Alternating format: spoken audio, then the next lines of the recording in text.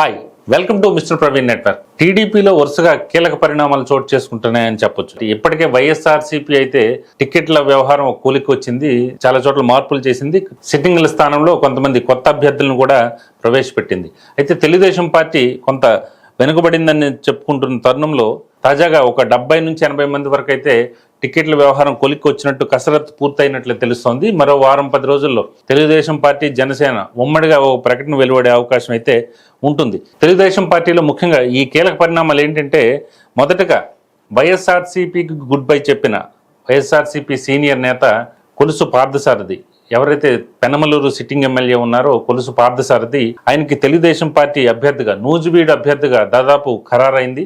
ఇప్పటికే ఆయన కొన్ని సమావేశాలు కూడా ఆయన ప్లాన్ చేసుకుంటున్నారు. నూజివీడు తెలుగుదేశం పార్టీ అభ్యర్థిగా ఆయన బరిలో ఉండబోతున్నారు అనేది దాదాపు తెలుగుదేశం పార్టీ అధిష్టానం అయితే నిర్ణయం తీసుకున్నట్లయితే తెలుస్తోంది.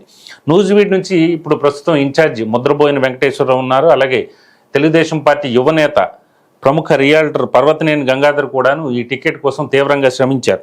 మొదటి నుంచి కూడా ఇద్దరు హోరాహోరీగా పోటీ పడ్డారని చెప్పొచ్చు. ఈ టికెట్ తనదే అంటే తమదే అంటూ ఎవరికి వారుగా శిబిరాలు అయితే నిర్వహించారు. కాకపోతే అనూహ్యంగా కొలుసు పార్థసారథి పెనంలూరు సిట్టింగ్ ఎమ్మెల్యే అనూహ్యంగా ఇక్కడి నుంచి బరిలో దిగుతారనేది తెలుగుదేశం పార్టీ అధినేత చంద్రబాబు అయితే మాత్రం ఇప్పటికే ఓ నిర్ణయం తీసుకున్నారనేది చెప్పొచ్చు. ముఖ్యంగా ముద్రబోయినకి ఏంటంటే 2 సార్లు ఇక్కడ ఓటమి పాలవటం ఇది మైనస్గా మారింది.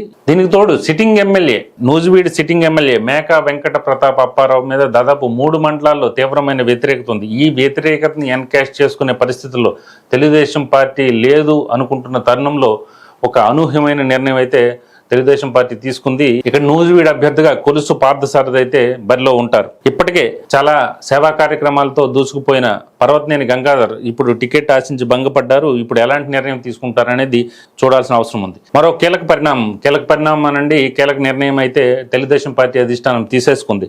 ఇక్కడ తిరువూరు ఎమ్మెల్యే అభ్యర్థిగా విజయవాడ పార్లమెంట్ సెగ్మెంట్ లో ఉన్న తిరువూరు ఎమ్మెల్యే అభ్యర్థిగా కొలికపూడి శ్రీనివాసరావు, ఈయన మీడియా డిబేట్లో వస్తుంటారు, ఈయన చాలా మందికి సుపరిచితులు అనేది చెప్పొచ్చు. కొలికపూడి శ్రీనివాసరావు అమరావతి పరిరక్షణ సమితిని కూడా ఆయన నిర్వహించారు. తిరువూరులో ప్రస్తుతం ఇన్ఛార్జిగా ఉన్న సేవల దేవదత్త అయితే మాత్రం ఆర్థికంగా బలహీనంగా ఉన్నారనే కారణంతో ఈయనకైతే మొండిచేయి చూపినట్లయితే తెలుస్తోంది. మరోవైపు అమరావతి పరిరక్షణని వేదికగా చేసుకుని మీడియా దృష్టిని ఆకర్షించిన కొలికపూడి శ్రీనివాసరావు అయితే మాత్రం ఇక్కడ సరైన అభ్యర్థి అని తెలుగుదేశం పార్టీ అధిష్టానం భావించినట్లుంది. దానికి తోడు ఆయన భార్య కూడా ఎస్టీ సామాజిక వర్గానికి చెందిన వారు కావటం, తిరువూరు అసెంబ్లీ సెగ్మెంట్ లో ఈ 20,000 ఓట్లు పైచిలకు ఓట్లు అయితే కలిసి వస్తాయని తెలుగుదేశం పార్టీ అధిష్టానం భావిస్తున్నట్లయితే కనిపిస్తోంది.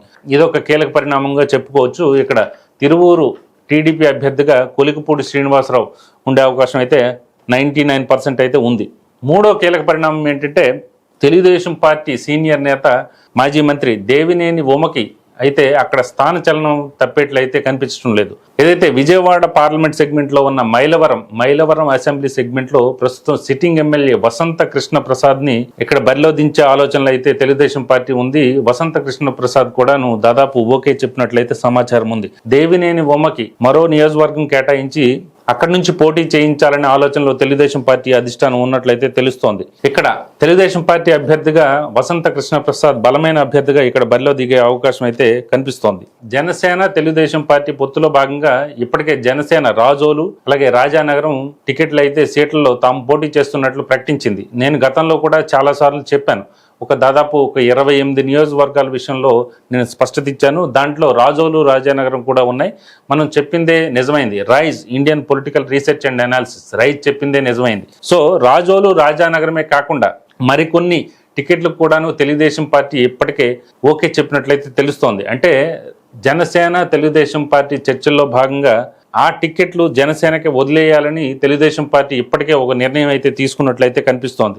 అలాంటి టికెట్ల విషయంలో కొన్ని అయితే నేను చెప్పగలను. ఒకటి నెల్లిమర్ల, అలాగే భీమవరం, యలమంచిలి, నర్సాపురం, పిఠాపురం, ఆళ్లగడ్డ, ఇలా జనసేనకి కొన్ని కేటాయించే సీట్లలో అయితే మాత్రం దాదాపుగా తెలుగుదేశం పార్టీ కూడా ఒక నిర్ణయానికి వచ్చేసినట్లయితే తెలుస్తోంది.